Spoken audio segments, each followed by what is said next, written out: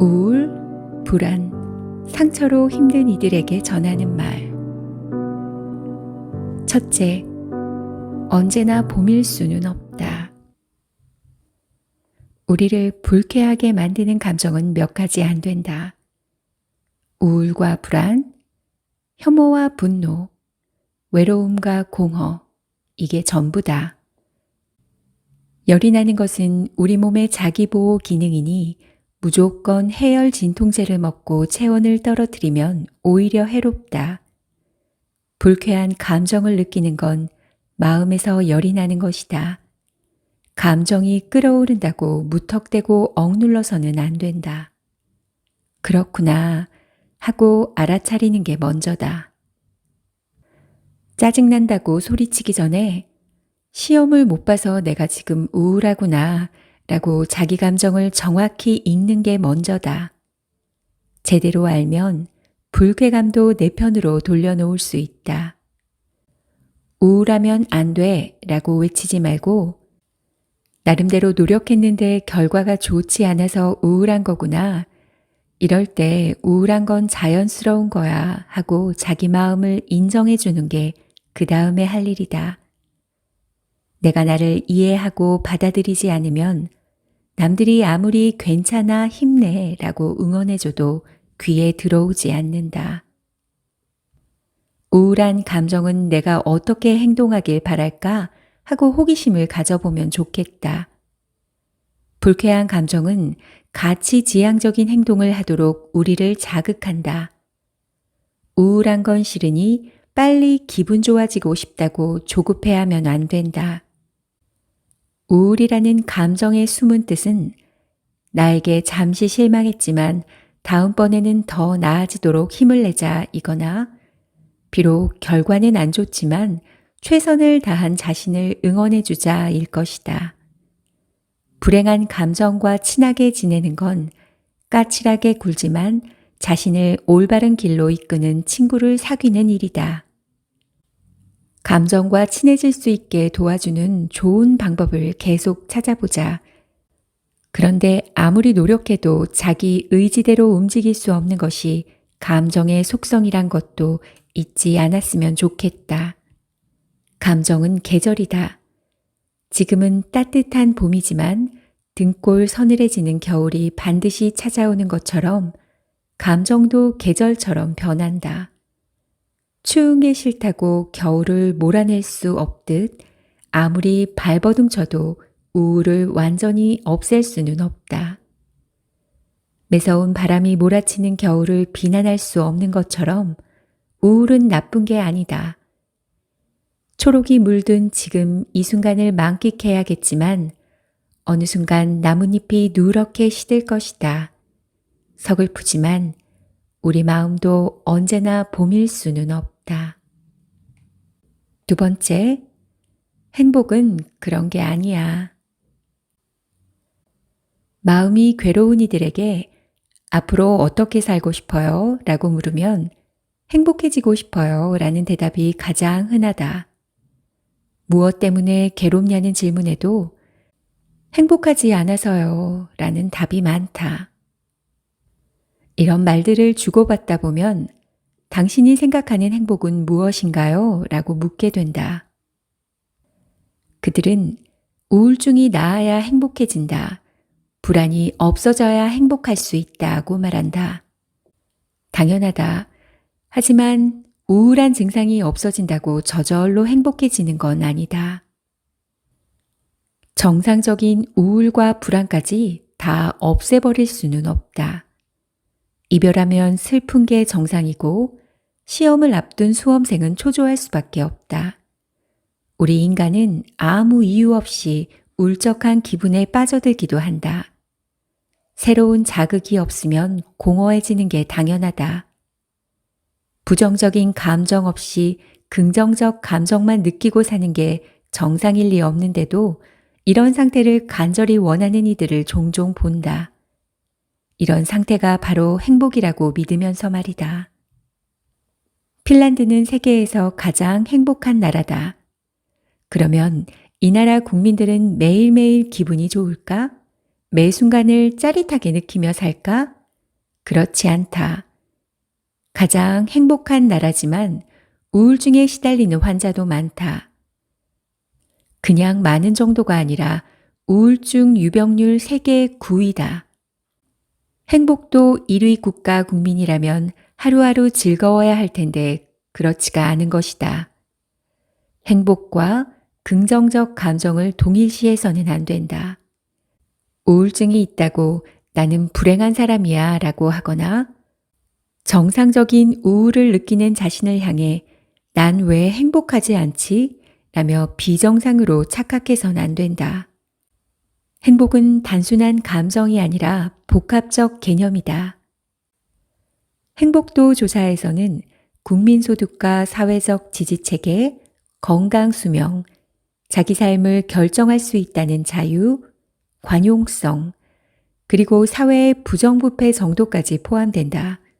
개인의 정신 승리만으로 얻어지는 게 아니다. 그런데도 유명인이나 멘토라는 사람들이 행복해지기 위해 노력해라. 행복해야 잘 사는 것이다 라고 한다. 이런 식으로 몰아가면 사람들은 더 불행해진다. 어쩔 수 없는 불운이 닥쳤을 때 우리를 더 큰 고통에 빠뜨린다. 불행하다고 느끼는 자신은 잘못 살고 있다는 죄책감마저 느끼게 된다.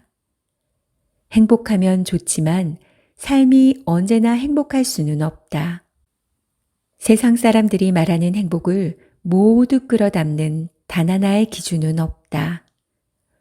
5천만 명이 모여 사는 대한민국에는 5천만 가지의 서로 다른 행복이 있으니 저 사람은 나보다 더 행복해 보여 라는 환상에 속아서는 안 된다. 세 번째, 마음을 괴롭히는 생각 습관. 생각은 유쾌한 친구가 아니다. 눈을 감고 자기 마음을 관찰해 보면 아, 인생은 아름다워 라는 생각보다 지난날의 후회와 앞날의 걱정이 더 많다. 우리 마음은 생각을 생산하는 공장이다. 우리 뇌는 끊임없이 생각을 만들어내기 때문에 생각하기를 억지로 멈출 수가 없다. 오히려 무슨 생각을 하지 마 라고 하면 그 생각을 더 많이 하게 된다. 우울증 환자의 특징적인 생각 습관 중 하나가 바로 반추다. 결혼하자마자 시어머니가 나를 어찌나 괴롭혔는지 명절이나 제사 때만 되면 마치 어제 일처럼 생생하지만 시어머니는 이미 돌아가시고 없다. 10년도 지난 일인데 남편이 바람을 피워서 내 속을 얼마나 긁었는지. 예전 기억이 지금 있는 일처럼 떠올라 남편만 보면 버럭 화가 난다. 반추 때문에 고통에서 벗어나지 못하는 것이다. 마음을 괴롭히는 또 다른 생각 습관에는 예기 불안이 있다. 가슴이 조금만 답답해도 이러다 심장마비로 죽는 거 아니야? 하고 염려하고 조그만 실수 때문에 회사에서 잘리는 것 아니야? 라고 극단적 결과를 미리 상상한다. 생각은 생각에 불과한데도 생각을 현실처럼 받아들이기 때문에 괴로움에 빠지는 것이다. 반추와 예기 불안을 다스리는 첫 번째 방법은 알아차림이다. 내가 왜 저 따위 인간과 결혼했을까? 라고 생각이 자꾸 과거로 돌아간다면 나는 지금 반추에 빠져 있구나 하고 알아차려야 한다. 나쁜 일이 생기지 않을까? 일이 잘못되면 어쩌지? 라고 염려에 빠지면 지금 내가 하는 생각은 예기 불안이구나 하고 자신의 생각을 객관적으로 인식하는 것이다. 알아차림만 잘해도 부정적 생각을 떨쳐내는데 절반은 성공한 셈이다. 생각은 생각이 아니라 신체 감각으로 다스려야 한다. 지금 현재의 감각 경험에 몰입하면 생각을 비울 수 있다.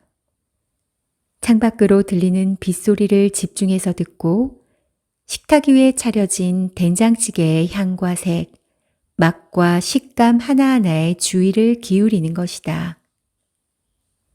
음악 소리도 그냥 흘려듣지 말고 악기와 노랫소리를 세밀하게 구분해서 들어보길 바란다. 좋다, 싫다로 판단하지 말고 있는 그대로의 느낌에 주의를 기울이며 집중하면 된다. 단순 반복 행동에 몰입하는 것도 좋다. 늦은 밤에 갑자기 몇 년 전에 들었던 모욕적인 말이 떠올라 괴롭다면 왜 그때 바보처럼 그 말을 듣고만 있었을까? 라고 한탄하지 말고 콩나물 꼭지를 따고 털실로 양말을 짜고 다리미질을 하는 것이다. 생각은 생각이 아니라 신체로 조절하는 것이다 라는 사실을 잊지 말고 나쁜 생각 습관은 몸으로 떨쳐내야 한다. 넷째, 상처는 어떻게 아무는가? 저마다 상처가 있다. 과거의 상처에서 벗어나려면 상처를 있는 그대로 받아들일 수 있어야 한다. 마음의 상처를 품고도 우리는 앞으로 나아갈 수 있다. 아름다운 삶을 살기 위해서는 상처에도 불구하고 어떻게 살아갈 것인가에 대한 나만의 이야기가 필요하다. 그 이야기에 따라 우리는 행동하고 성장한다. 고아처럼 버려지고 상처받은 아이가 그 누구도 가지 않은 길로 여행을 떠나 장애물을 뛰어넘고 회방꾼을 무찌르는 동안 전사가 되어가는 그런 이야기 말이다. 상처는 사라지지 않고 마음에 남아 나는 누구이고 무엇을 좋아하고 무엇을 위해 살아야 하는지 알려주는 신호가 된다. 그 신호는 아름다운 음악이 아니라 고막을 찢는 경적이어서 큰 대가를 치러야만 의미를 이해할 수 있다. 상처는 목표를 만든다. 사랑받지 못한 상처는 사랑받기 위해 나를 움직이고 사랑받을 만한 사람이 되도록 노력하게 만들고 타인에게 사랑을 나눠줄 수 있을 만큼 나를 성장시킨다. 자신을 사랑해야 행복해진다고 말하지만 그것보다는 타인을 향해 사랑을 나눠주고 사랑하는 사람을 위해 희생할 때 비로소 행복해질 수 있다. 상처를 없애려고 애쓰는 것이 아니라 주어진 소명에 전념해야 마음의 상처가 아문다. 상처를 받아들이고 주어진 책임을 다할 때 나라는 사람은 어제보다 조금 더 성숙해진다. 자신에게 주어진 삶의 조건들을 아프더라도 받아들이고 삶이 던져준 소명에 헌신할 때 마음의 상처로부터 벗어날 수 있다. 꽃이 피려면 줄기는 땅이 아닌 해를 향해 솟아올라야 합니다.